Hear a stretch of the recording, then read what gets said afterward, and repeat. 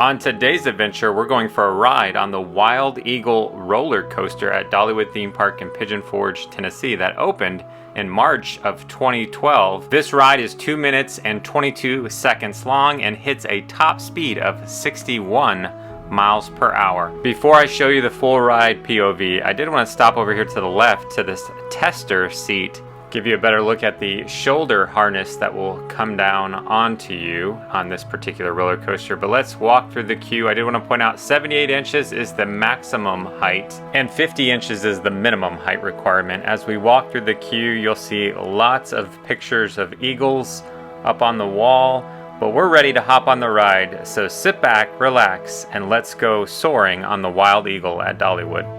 Next, look at our swing it open. If you're excited to go upside down 4 times, 61 miles per hour, makes a noise.